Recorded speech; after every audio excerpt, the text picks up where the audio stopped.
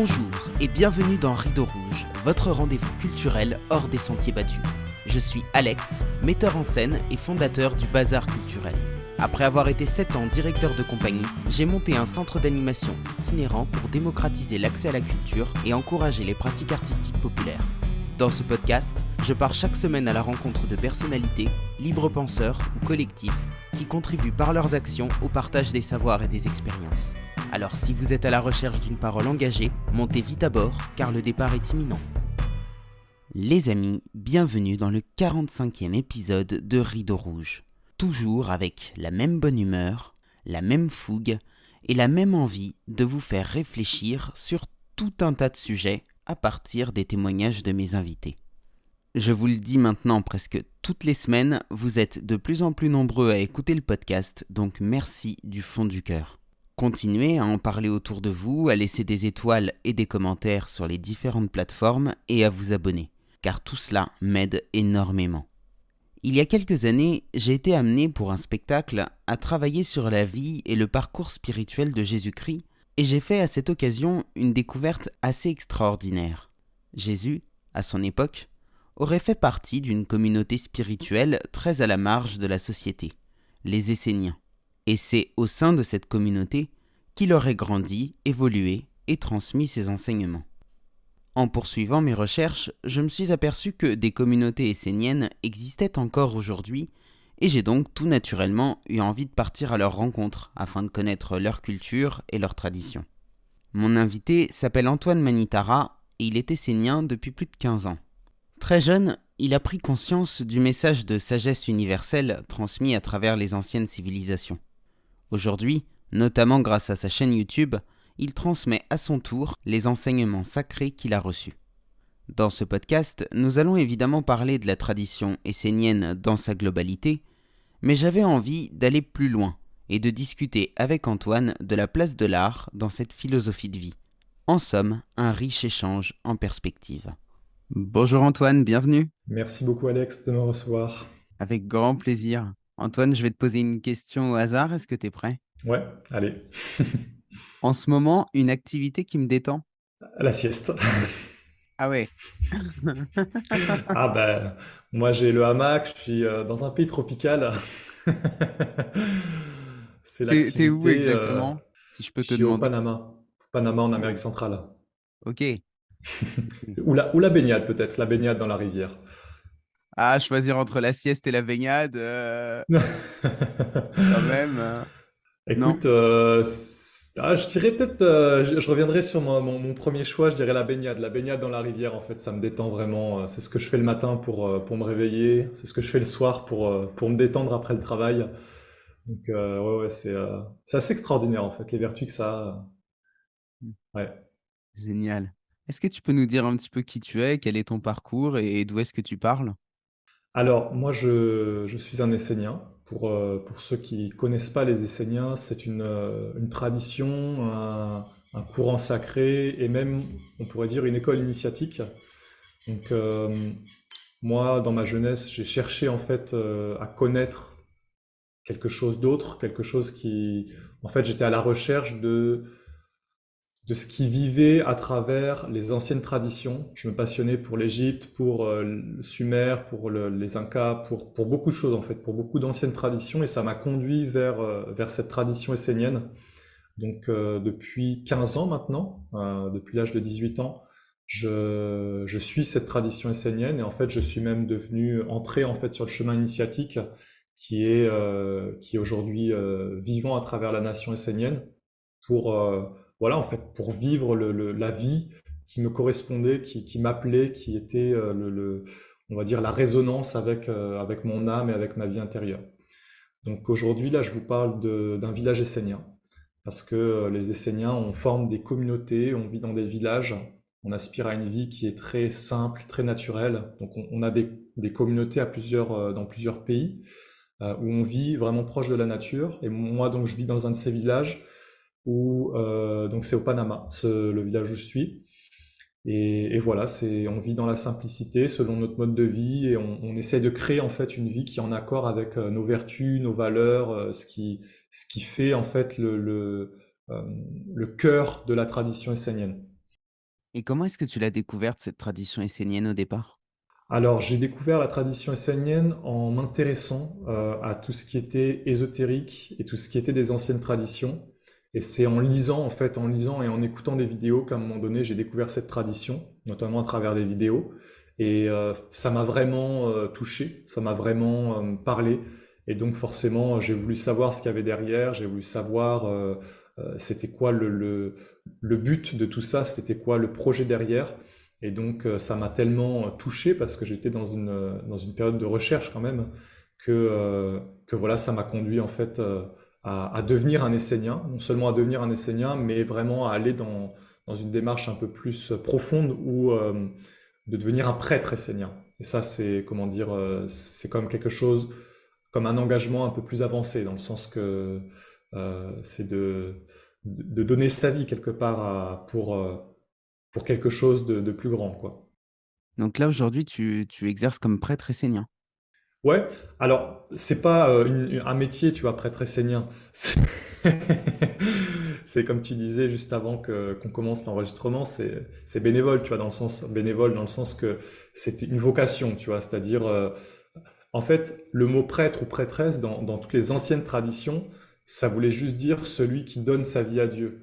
Donc celui qui met tout son être au service d'un monde supérieur. Donc concrètement, ça se concrétise par le fait d'avoir une vie particulière, d'avoir une vie qui est comme dédiée à travers un mode de vie dans une discipline intense, quelque part dans des villages esséniens, donc en étant dans la nature, tu vois, en fait retiré un peu du tumulte et d'être de faire des œuvres en fait tu vois par exemple cette chaîne YouTube que je fais dans laquelle je partage ces vidéos et ces enseignements, c'est vraiment une activité de prêtrise dans le sens que je le fais comme un don à l'humanité et c'est même un don à l'humanité et un service pour un monde supérieur. Donc c'est pas juste tu vois il y a beaucoup de gens qui font des vidéos sur YouTube et la majeure partie ils veulent soit quelque part créer une activité, vivre de ça. Mais tu vois, moi, c'était pas ça. C'était, j'avais déjà un travail, enfin, j'avais déjà tout ce qu'il faut. Tu vois, c'est fondamentalement une activité de don, de service, même à un monde supérieur. Donc voilà, être un prêtre, c'est un peu ça, quoi. Donc, c'est plus que, comment dire, c'est pas tant un travail, c'est vraiment une vocation où tu dis, voilà, je veux servir, un monde de sagesse, un monde d'intelligence, d'immortalité. Et donc, en tout cas, dans une tradition, je suis un chemin initiatique qui va me conduire en fait vers la connaissance plus profonde de ça, quoi. Avant que tu nous parles peut-être un peu plus de ton chemin initiatique, si tu es d'accord, j'aimerais te demander qui sont les Esséniens et voilà, c'est qui cette communauté? Qu'est-ce qu'ils défendent? Ok. C'est quoi leurs valeurs?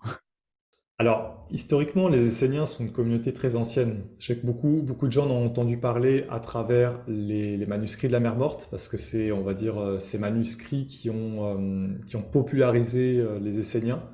Mais les Esséniens étaient déjà présents avant, c'est-à-dire ils étaient déjà présents en Égypte et dans des traditions anciennes.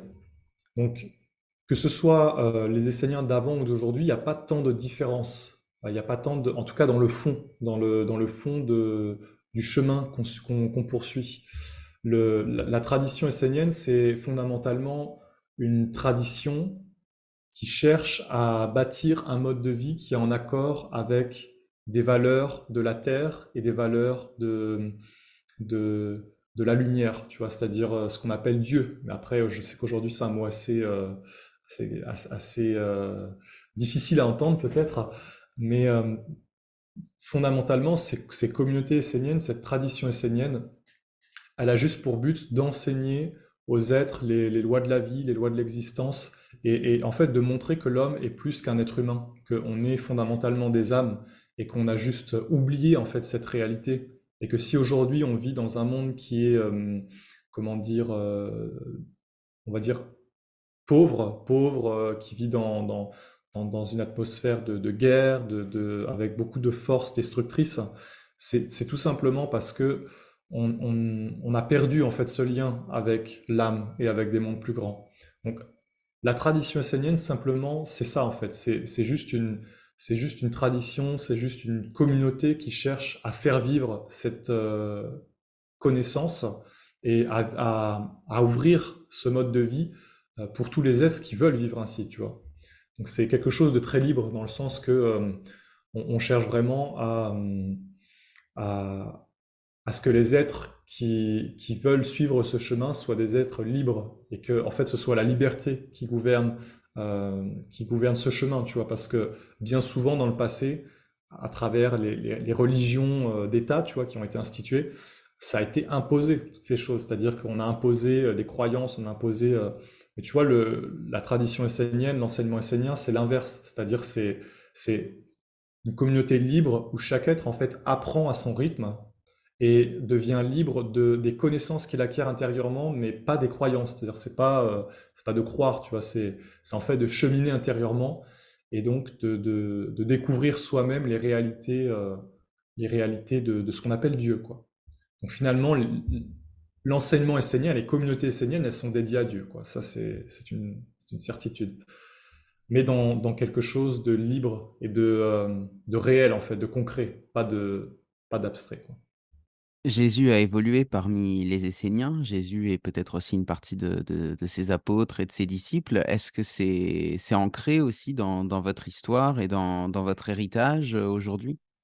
Énormément, ouais. Énormément, comment dire, le passage de Jésus sur la terre et comment dire, le fait qu'il soit un Essénien et qu'il ait vécu dans ces communautés, que sa mère Marie était essénienne et que quelque part il était, pour nous en fait, Jésus a été le fruit de cet enseignement. Dans le sens que même les êtres qui étaient dans ces communautés de l'époque, ils ont préparé pendant plusieurs siècles l'arrivée de ce maître et de cet être qui portait la lumière.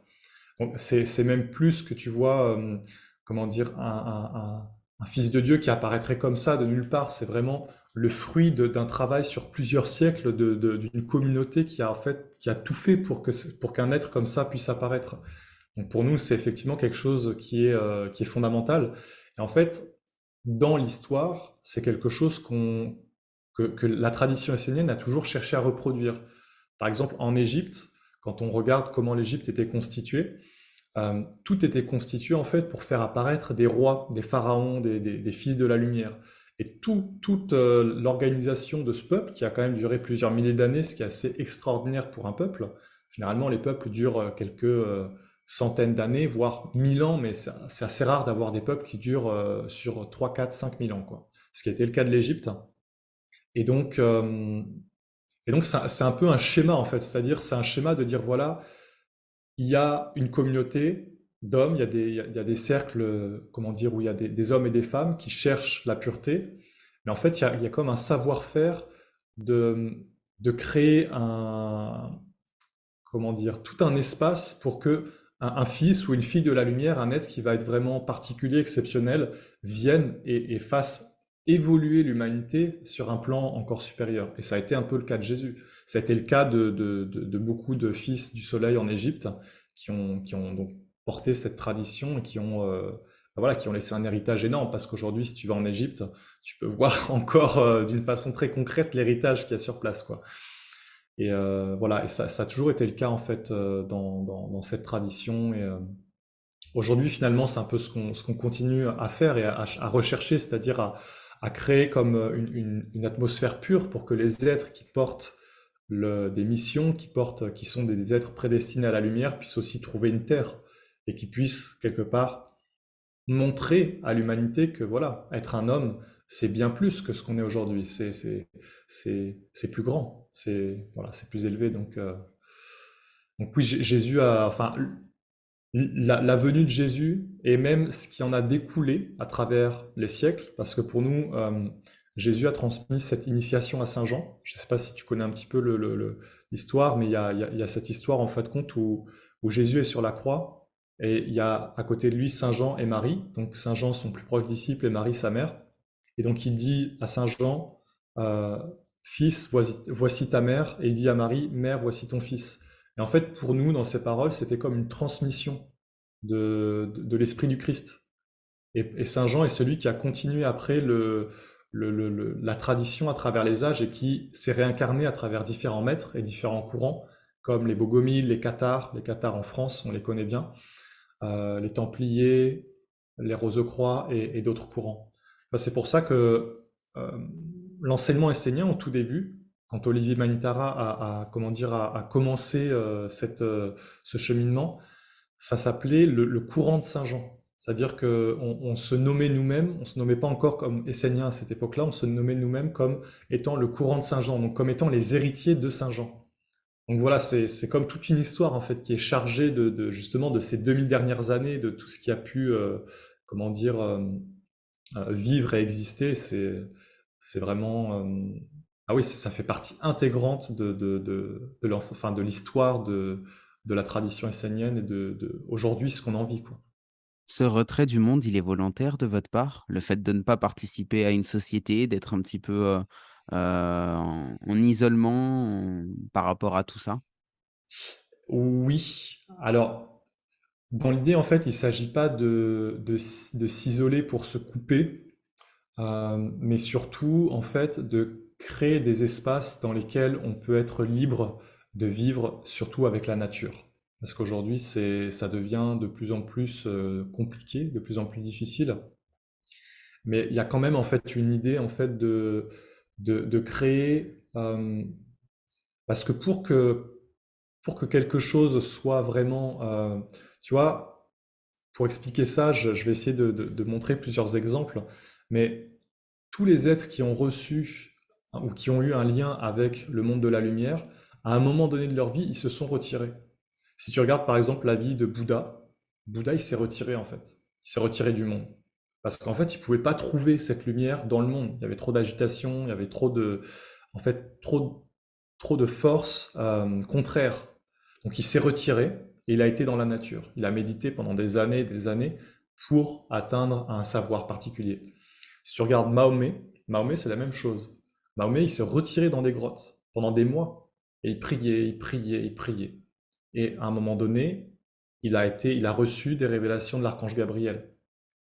Et si tu regardes même Moïse et beaucoup d'autres, ça a été la même chose. Même quand je regarde l'histoire d'Olivier Manitara, donc qui a comme on va dire, réactualisé cette tradition immortelle, bah, il s'est retiré pendant 3 ans. Il s'est retiré du monde pour pouvoir, quelque part, tisser un lien avec un autre monde. Donc, notre retraite du monde, quelque part, elle est dans cette idée, en fait. Elle est dans cette idée de se dire si on veut, si on veut avoir un contact vivant avec ce qu'on appelle les anges, si on veut avoir un contact vivant avec les esprits de la nature, avec les mondes invisibles, on doit s'extraire de cette agitation, on doit s'extraire de ce monde parce que on ne pourra pas à l'intérieur. Tu vois, il y a encore pas longtemps, je regardais ce qui se passait à Paris, je me disais mais non, mais c'est tellement clair, c'est tellement évident. Je veux dire, on ne peut pas. En fait, c'est des mondes incompatibles, tu vois. Euh, Dieu, c'est la paix, c'est l'amour, c'est toutes ces choses. Et si tu regardes ces choses-là, elles vivent dans la nature. La paix, elle est dans la nature. La sérénité, elle est là en fait. Et si tu vas dans la nature, tu peux te relier en fait à cette paix, cette sérénité qui est plus grande. Mais si tu vas dans une ville, c'est pas la paix qui règne, c'est pas l'amour. Les gens se parlent pas, il y a de la colère, enfin tu vois. Donc c'est comme une incompatibilité vibratoire qui fait qu'il ne peut pas y avoir vraiment de mélange. Alors ça ne veut pas dire qu'on vit en autarcie ou tu vois qu'on vit coupé du monde, mais c'est juste que dans cet aspect de créer un mode de vie qui est en accord avec les valeurs qu'on porte, c'est comme une obligation, tu vois, c'est comme l'atmosphère nécessaire pour pouvoir vivre avec nos valeurs, avec nos choix et avec les modes de vie qu'on a décidé, enfin le mode de vie qu'on a décidé. On est ensemble, aujourd'hui pour parler plus spécifiquement de l'art et du rôle de l'art. C'est quoi l'art dans la tradition essénienne? Alors, pour nous, les Esséniens, l'art, c'est un moyen, en fait, de s'élever. C'est un moyen d'élever son être, son âme, vers des choses plus grandes. Et tu vois, pour nous, l'art, il est vraiment multiple dans le sens que euh, il va pouvoir se manifester, bien sûr, à travers le visible, comme à travers une belle peinture, à travers une belle œuvre d'art, voilà, peut-être une statue. euh, mais il va beaucoup se manifester en fait à travers ce qui est de la beauté invisible. C'est-à-dire que, en tout cas pour moi aujourd'hui, comment je le vis, l'art c'est juste, tu as un support visible pour une beauté qui est invisible, comme à travers un chant, à travers une prière, à travers, à travers même une œuvre, tu vois, même quelque chose de réalisé, tu vois, qui en apparence n'est pas une œuvre d'art, mais qui à l'intérieur porte une poésie, qui à l'intérieur porte quelque chose de beau. Euh, En fait, c'est quelque chose qui éveille l'âme.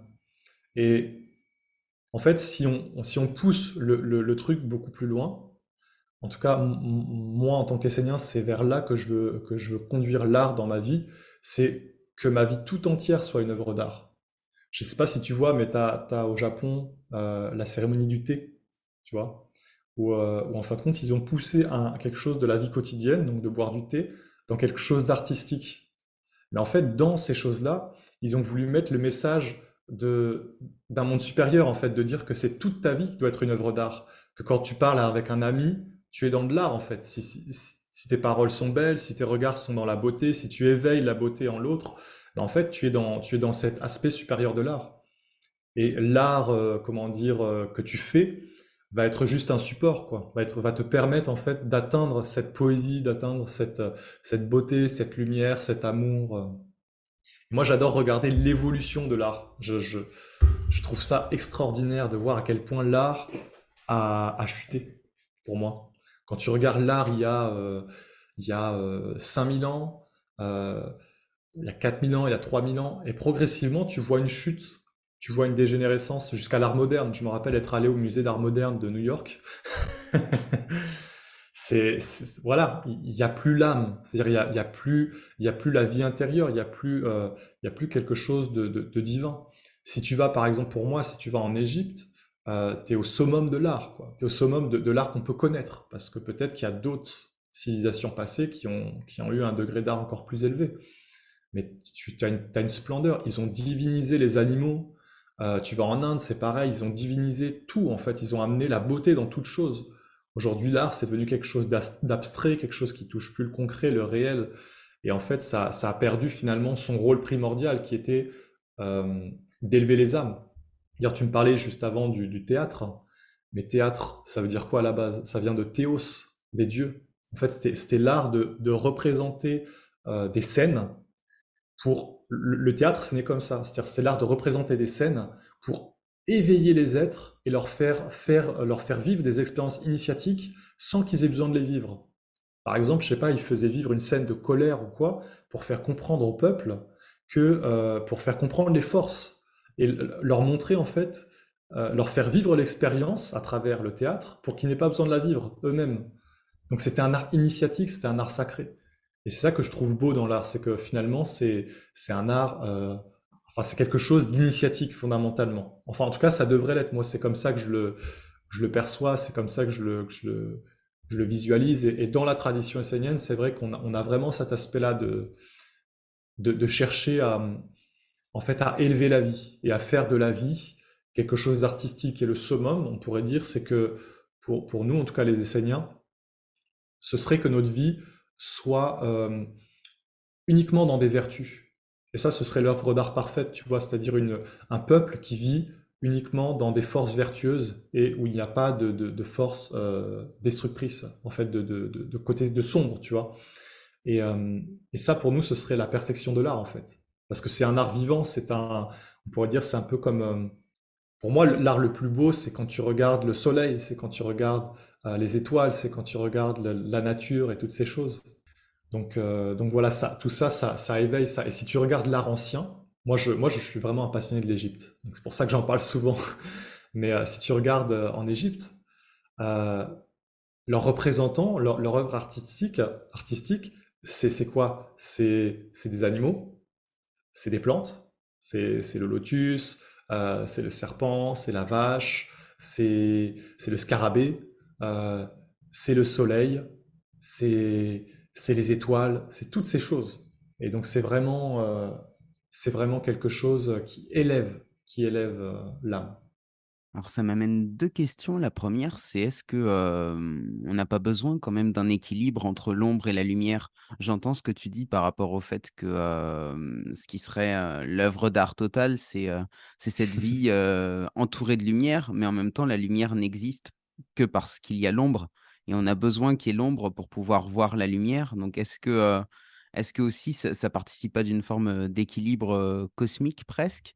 Et la deuxième, c'est assez étonnant parce que pourtant, les artistes, quand on regarde l'histoire, alors peut-être plus au XXe siècle et c'est vrai que, je te rejoins sur la perte du sacré, mais l'artiste, c'est quand même, cette âme tourmentée justement.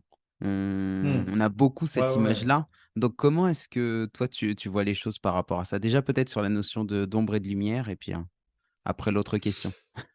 Ok, ça marche.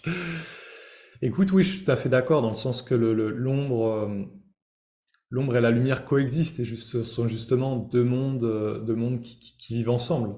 Enfin, surtout dans notre monde en fait, parce que nous, on est dans un monde de dualité. Donc, tu peux pas avoir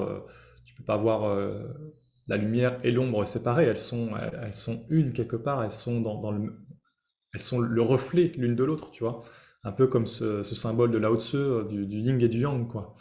Donc, mais ça, c'est parce que effectivement, c'est une réalité mais justement, dans tout ça, il y a quand même une connaissance, parce que la lumière doit équilibrer l'ombre, et l'ombre doit être au service de la lumière, normalement, tu vois, dans l'ordre. En fait, si tu regardes l'ordre cosmique, le recyclage, par exemple, les forces du recyclage de la Terre, elles sont au service de la vie, au service des arbres, au service de ce qui s'élève et tout ça. Elles sont pas en fait au summum de l'existence. C'est pas elles qui gouvernent, tu vois. Ce qui gouverne, c'est le soleil, c'est les étoiles, ce sont des forces supérieures. Et donc, effectivement, l'ombre et la lumière, en fait, ne peuvent pas être séparées. Mais il y a quand même un ordre. Et je pense qu'aujourd'hui, on a perdu cet ordre, tu vois. Et je pense maintenant à l'art avec des IA, parce que ça me vient à l'esprit. Et je me dis, tu vois, à un moment donné, si c'est les machines qui font de l'art, où est l'intérêt, tu vois? Vu que l'art sert à nous élever nous-mêmes. Donc ça m'amène à ta deuxième question, tu vois, c'est la fonction de l'artiste.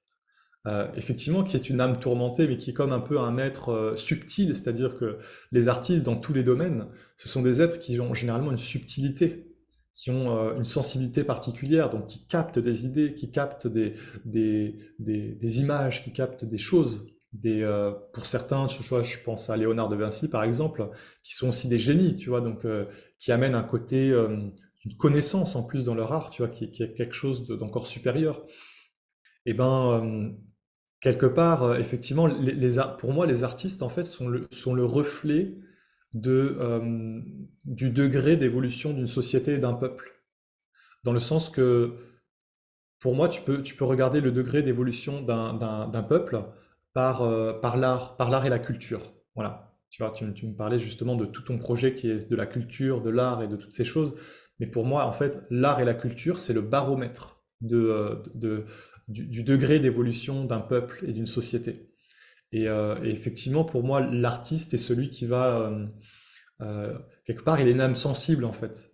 Il est une âme pure qui va capter des idées, mais qui est quelque part, c'est pas forcément lui qui génère, tu vois. Il va capter un peu ce qui, alors pas tous, mais je dirais la majorité vont capter comme l'esprit qui est là, l'esprit de l'époque. C'est pour ça qu'aujourd'hui l'art en fin de compte est d'une certaine façon parce que c'est un esprit, c'est l'esprit de l'époque. Et, même tu vois, ça me fait penser à beaucoup euh, d'artistes ou d'écrivains qui ont été, qui ont vu les choses avant qu'elles se passent, tu vois. Par exemple, Jules Verne, qui a vu des choses avant qu'elles se passent.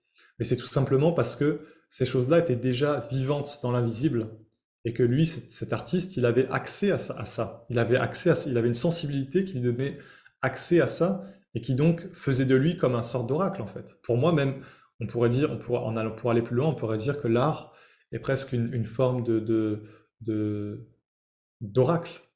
Tu vois, dans le sens que tu peux prédire finalement euh, vers où ça va aller, en regardant, en tout cas en regardant la direction qui est dedans, quoi. Tu vois, on a beaucoup, ça c'est une petite anecdote, tu vois, que je trouve assez marrante, mais on a beaucoup fait de films de zombies, par exemple. Donc, le cinéma, on dit que c'est le septième art, hein, c'est ça? C'est Donc, ça. on- ok, bon, ça va alors, je me trompe pas. Et tu vois, on a beaucoup fait de films de zombies, même des séries sur les zombies, tout ça. Donc, on a comme, des gens ont comme capté ces idées. Et si tu regardes aujourd'hui, c'est même en train d'arriver en réel. En réel. Je sais pas si tu sais, mais tu as des villes aux États-Unis. Il y a une espèce de drogue qui ravage les gens, ils appellent ça la drogue zombie. Et je sais pas si c'est à Philadelphie ou une autre ville, tu vas dans les rues, tu as des zombies. Concrètement, tu as des centaines de gens qui marchent comme des zombies. Donc, en fait, c'est un état d'être. Ils ont capté ces choses-là et ça devient réel. Et je trouve ça assez extraordinaire de le voir sur un laps de temps qui est très réduit. Parce que normalement, ça prend du temps. C'est-à-dire, il faut du temps avant que les choses se réalisent, mais c'est comme si aujourd'hui les choses deviennent de plus en plus euh, réelles rapidement, quoi. Tu parlais tout à l'heure de la fonction cathartique de l'art qui renvoie donc tu sais à la purgation des passions, le fait que quand on voit une pièce notamment, ça permet de vivre un petit peu par procuration une émotion. En fait, tout Ouais. ça, ça nous vient d'Aristote. C'est la vision très aristotélicienne de l'art et elle s'oppose à celle de Platon. Pour Platon, l'artiste est un faussaire. L'artiste, c'est celui qui ne sait rien faire. Platon, dans La République, qui nous dit le problème de l'art, c'est que, contrairement au gars qui va fabriquer des bateaux, on sait que lui, il a une compétence dans une société pour fabriquer des bateaux. Contrairement au gars qui va, je sais pas, faire des maisons, on sait qu'il a une compétence pour faire des maisons et ben l'artiste, c'est celui qui fait semblant qu'il a des compétences qu'il n'a pas et donc dans une société, Platon qui a une vision quand même très, Ouais. voilà, c'est très carré de la société, il va dire: «L'artiste, en fait, bah, il sert pas à grand chose, quoi». C'est celui qui fait semblant qu'il sait tout faire, mais en fait, il sait pas faire grand-chose et cette vision, quelque part, j'ai l'impression elle a un petit peu, elle est un petit peu passée, à travers les époques. On l'a retrouvée beaucoup, dans la religion catholique, notamment, Ouais. qui a montré les artistes comme des faussaires. Alors, ça a été un petit peu à double, enfin, c'était en fonction de quand ça les arrangeait ou pas. Parce qu'en même temps, ils ont beaucoup Mhm. utilisé l'art, au Moyen Âge avec les mystères pour montrer notamment, bah, la passion du Christ et cetera. Mais, d'un autre côté, ils ont aussi, beaucoup critiqué l'art qui, quand ça n'allait pas dans leur sens. Quel est ton regard, toi, par rapport à ça? Bah, c'est intéressant, tu vois, je connaissais pas dans les détails la vision de Platon et d'Aristote justement et quelque part leur opposition. Et je pense que dans le fond, comment dire, l'un comme l'autre ont une part de vérité dans ce qu'ils disent. Euh, Parce que moi, ce que je pense, c'est que c'est une question de ce qui anime en fait l'art. Dans le sens que tu vois aujourd'hui, par exemple, moi par exemple, j'adorais les films. Tu vois, j'aime bien le côté cinématographique. Mais depuis, je sais pas, allez, 5-6 ans, même un peu plus, je suis en train de me dire, mais c'est en train de, je veux dire, même un art que j'adorais, c'est en train comment dire, de devenir bas, quoi. Je veux dire, ça m'intéresse même plus. C'est plus vivant, c'est plus nourrissant. Alors que si je regarde des films quand même un peu plus anciens, déjà, ça, je sais pas, Fernandel, Pagnol, ça m'élève un peu plus. Ou certains beaux films, tu vois, par exemple. Et je pense que c'est pas mal, en fait, une question d'orientation et de direction, c'est-à-dire pourquoi tu fais ça. C'est-à-dire que l'art peut être quelque chose de faux s'il est conduit vers ça. L'art peut être quelque chose de vrai et de grandiose s'il est conduit vers ça. Tout est une question d'orientation, en fait. C'est un peu comme dans la vie, tu vois. Si tu peux faire la même chose, le même acte, mais c'est en fonction de l'intention qui l'anime, en fonction de la direction vers laquelle il va, que ça va en faire quelque chose de vrai ou quelque chose de faux. Et c'est ça qui est beau, en fait, c'est que, mais c'est valable pour tout. Je veux dire, c'est valable pour Platon, il dit, bah voilà, celui qui construit des bateaux, c'est quelque chose de concret. Oui, mais aujourd'hui, tu as des gens qui construisent des armes, tu vois. Oui, c'est concret, ça va nous détruire. Enfin, je veux dire, oui, dans une société, mais regarde où est-ce que ça va? Ça va vers la guerre, ça va vers la destruction. Donc, pour moi, en fait, la vraie question, elle est de l'orientation. Elle est de qui ça va servir? Quel but ça va, au service de quoi ça va être? Tu vois? Euh, pour moi, c'est ça. Pour moi, c'est cette vision fondamentale, en fait, qui change tout. Et il y a quand même un aspect peut-être que je pense que parce que Platon était vraiment un initié quand même, donc il avait des connaissances. Aristote un peu moins, dans le sens Platon a vraiment été formé dans des temples, il a été en Égypte, comme Pythagore d'ailleurs, hein. Il a été initié, donc il connaît des secrets.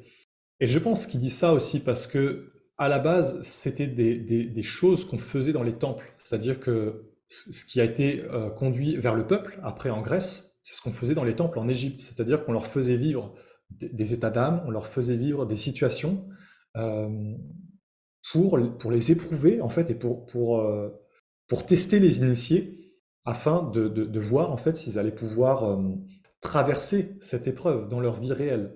Donc, il y avait ce côté, en fait, dans un aspect initiatique, c'est-à-dire qu'on utilisait le théâtre, l'art et toutes ces choses, mais à un but supérieur, à un but initiatique. Et c'est vrai qu'en Grèce, ça a commencé à se perdre, c'est-à-dire ça a commencé à être tourné vers l'humain. Alors qu'en Égypte, c'était encore tourné vers les dieux, vers des mondes qui n'étaient pas humains. Donc, je comprends aussi la vision de Platon. C'est-à-dire que pour moi, il y a vraiment du vrai dans chaque vision. Et il faut avoir vraiment tous les aspects on va dire, de l'image pour avoir une vision globale, quoi. J'aime beaucoup cette réponse, merci. Mais généralement, c'est ça, en fait, dans la vie. Tu vois, souvent, on dit, voilà, il y en aurait un qui a raison, l'autre qui a tort. Non, généralement, il y a toujours, en fait, une petite part de vérité dans beaucoup de choses. Des fois, une part de vérité plus grande, des fois plus petite. Mais en fait, il faut arriver à unir, en fait, toutes ces parts et à prendre dans les paroles de quelqu'un, dans une vision quelconque, la part de vérité et ne pas prendre la part de mensonge, de ce qui est faux. Mais bon, ça demande quand même une certaine gymnastique de l'esprit pour arriver à discerner tout ça. L'art aussi, c'est un moyen de transmettre la culture, comme tu l'as dit, tout à l'heure, c'est un moyen d'inscrire dans la matière, quelque chose qu'on Ouais. va ressentir, mais il y a d'autres, façons aussi de transmettre une culture. Ça peut être, une transmission orale, ça peut être, par le biais, d'initiations aussi un petit peu, personnelles. Dans la culture essénienne, comment ça se passe? Toi qui as été, formé, qui a été initié, ça s'est passé comment, cette transmission et cette initiation? Disons que ça se passe beaucoup par un lien. En fait, c'est comme si dans la tradition essénienne, à travers les initiations, on te conduit à faire l'expérience du vivant à différents niveaux. Alors ça commence à des niveaux assez simples au début, comme faire l'expérience du vivant à travers les éléments, à travers la terre, l'eau, l'air, le feu, et du coup à redécouvrir en fait des mondes qui sont à l'intérieur de toi, que tu savais pas qu'ils étaient là, que tu pensais qu'ils étaient juste à l'extérieur, que en fait tu commences à redécouvrir un autre aspect. Et ça va progressivement justement dans cet aspect de plus en plus intérieur, notamment après les sens, le côté sensoriel, où tu vois, on a nos sens extérieurs, on a notre regard, notre ouïe, notre odorat, notre goût, notre toucher. Mais après, on nous montre en fait que tout ça vit à l'intérieur en premier. Et que avant même de regarder à l'extérieur, tu peux regarder à l'intérieur. Et ça, d'ailleurs, les artistes le savent. La majorité, parce que pour moi, on ne peut pas séparer les artistes aussi des créateurs et des génies, tu vois. Léonard de Vinci l'a bien montré, tu vois, il était à la fois un génie et un artiste, et parce qu'il fonctionne suivant le même modèle, en fait. Il fonctionne suivant un lien avec des mondes subtils. Et en fait, par une ouverture, ils vont recevoir de l'information. Et cette information, ils vont la condenser. Donc ils sont comme un lien entre l'invisible et le visible. Et donc, finalement, le chemin essénien, il est pareil. C'est-à-dire le chemin initiatique essénien, on pourrait dire quelque part, il est un chemin artistique, dans le sens qu'il nous conduit à, à éveiller de plus en plus des sens pour être réceptif, mais aussi être de plus en plus capable de concrétiser et de matérialiser les choses, pour que justement le subtil ne reste pas dans le subtil, mais que le subtil puisse s'incarner justement à travers une œuvre d'art, à travers de la littérature. Tu vois, nous, dans l'enseignement enseignant, on a beaucoup d'œuvres d'art, on a beaucoup de littérature, on a beaucoup En fait, le côté artistique est tellement présent, c'est impressionnant. On a des centaines de chants, on pratique la danse énormément, le mouvement sacré, qui est une forme d'art, la prière, et toute la littérature essénienne en elle-même, à travers tous les livres et tous les enseignements qu'on a, est une forme d'art aussi. Et justement, j'aime bien, parce que tu vois, tu dis, c'est la culture, quelque part, a le rôle de nous élever. En fait, c'est même dans le mot. Euh, Culte, Ur. Ur, c'était chez il me semble, chez les nordistes, la lumière, le dieu de la lumière. Et même en Égypte, c'était Aour. Donc, Ur, Aour. Donc, en fait, si tu décomposes le mot culture, ça veut dire, en fait, cultiver la lumière. C'est-à-dire comment cultiver la lumière. Et finalement, le chemin initiatique essénien, il conduit vers ça. C'est-à-dire que on a tous en nous une part de beauté et de lumière. Et en fait, l'art, c'est juste d'éveiller cette beauté, cette lumière. Et donc, à travers le chemin initiatique essénien, c'est comment montrer et éveiller cette beauté chez un être de façon à ce que lui-même va être capable de la cultiver et de la faire grandir. Je rentre pas dans les détails parce que je pourrais en parler des heures, mais disons que globalement, c'est ça en fait, c'est d'éveiller l'être, d'éveiller la vie intérieure à ce qui est de ton âme à l'intérieur. Et tu vois, les artistes qui ont vraiment fait des belles choses, ils étaient animés par leur âme. Ils étaient animés par quelque chose de plus grand. C'était pas juste, voilà, des créateurs comme ça. Ils étaient vraiment emplis par quelque chose qui n'est pas de ce monde. Avant qu'on aille vers la fin de cet entretien, est-ce qu'il y a un message que tu voudrais faire passer aujourd'hui? Alors, j'y avais pas pensé. Mais écoute, oui, pourquoi pas. Je pense qu'aujourd'hui, moi, le message que j'aimerais faire passer, c'est, on est quand même dans une période particulière. Et dans cette période, il y a vraiment un enjeu.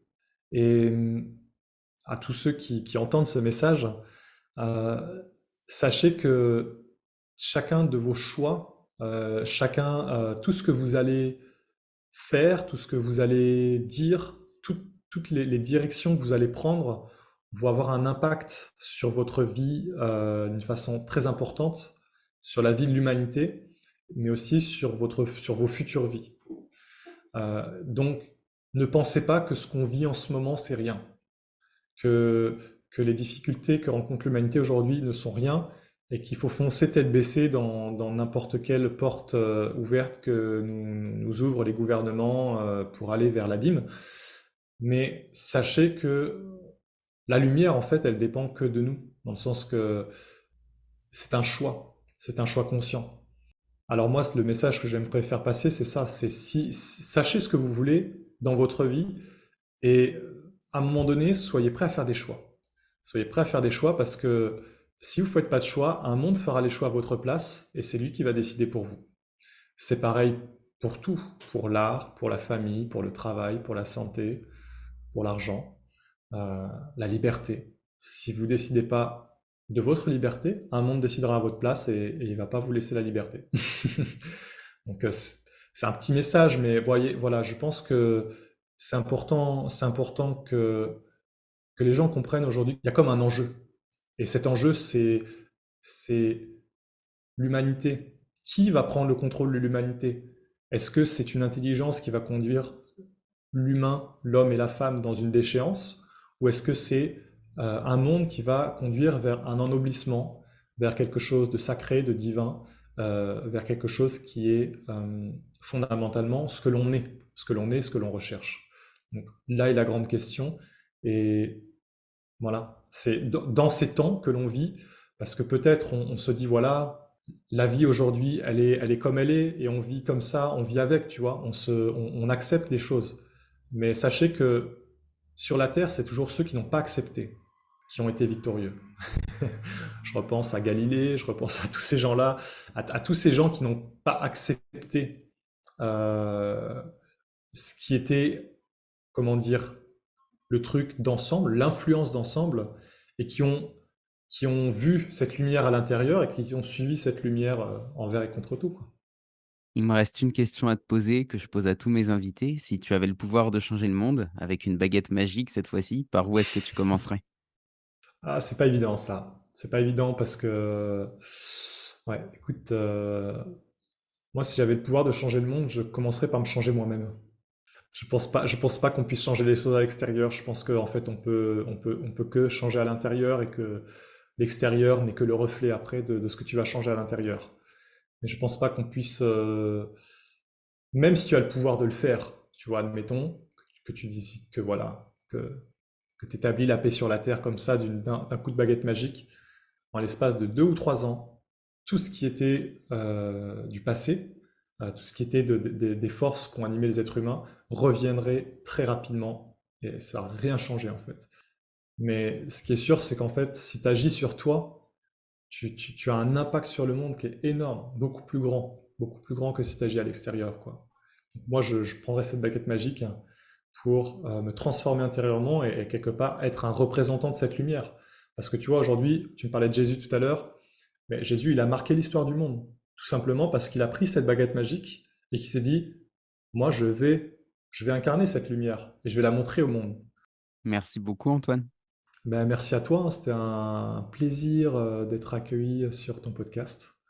Un plaisir partagé. À bientôt. À bientôt. Cet épisode touche à sa fin. J'espère qu'il vous aura permis de nourrir votre réflexion ou du moins d'éveiller votre curiosité sur la nation essénienne, qui, à mon sens, gagnerait à être mieux connue. Avant de vous quitter, je vous livre comme d'habitude les 3 pépites que je retiens de notre échange. Tout d'abord, que les Esséniens sont une très vieille communauté dédiée à Dieu et dont la pratique spirituelle est tournée non pas vers le monde extérieur ou vers une quelconque religion, mais vers un cheminement intérieur. Pour les Esséniens, se mettre à l'écart du monde et du brouhaha est nécessaire pour se reconnecter au divin et accueillir la lumière. Ensuite, que dans la sagesse essénienne, l'art est perçu comme quelque chose qui permet l'éveil et l'élévation de l'âme. Antoine dit de l'art qu'il est un support visible pour exprimer la beauté de l'invisible, et en ce sens qu'il reflète le degré d'évolution spirituelle d'une société. C'est une réflexion très intéressante qui n'est pas sans rappeler les questionnements que je soulevais dans mon podcast sur l'art engagé. En somme, l'art revêt pour les Esséniens une dimension initiatique, de la même manière qu'il revêtait pour les Grecs anciens une dimension cathartique. Enfin, que l'artiste serait un être subtil, une âme sensible, un canal entre le monde matériel et le monde des esprits. À l'instar du maître spirituel, l'artiste a la faculté de se connecter au divin, mais contrairement à lui, il reste à l'intérieur du monde. Il cherche à en faire pleinement partie. Je ne sais pas si Antoine serait d'accord avec moi, mais je suis presque tenté de dire que le maître spirituel fait monter les vibrations humaines vers le divin, tandis que l'artiste fait descendre les vibrations divines vers l'humain, et que tous deux sont les faces d'une même médaille. Quand Antoine parle de l'intention qui préside à la création, cela me fait également réfléchir sur la notion de message. Nous avons vu surgir depuis plusieurs décennies tout un courant de l'art pour l'art qui prétend qu'une œuvre n'a pas besoin de porter un message, qu'elle se suffit à elle-même et que chacun en tire ce qu'il veut. Dans les courants de l'éducation populaire très matérialiste, on entend souvent que l'art pour l'art est à l'origine de la dépolitisation de la culture, car s'il n'y a plus de message, il n'y a plus non plus de transmission ni de désir de subversion. Je me rends compte aujourd'hui que sur un plan spirituel, c'est également cette conception contemporaine de l'art qui est à l'origine de la perte du sacré. Si le podcast vous a plu, n'oubliez pas de lui laisser une note positive et de vous abonner si ce n'est pas déjà fait. Et pour celles et ceux qui veulent aller plus loin, vous pouvez soutenir le Bazar culturel en adhérant à l'association. Le lien est en description, de même que toutes les informations relatives au travail d'Antoine. Merci d'avoir écouté cet épisode et à la semaine prochaine pour une nouvelle rencontre hors des sentiers battus.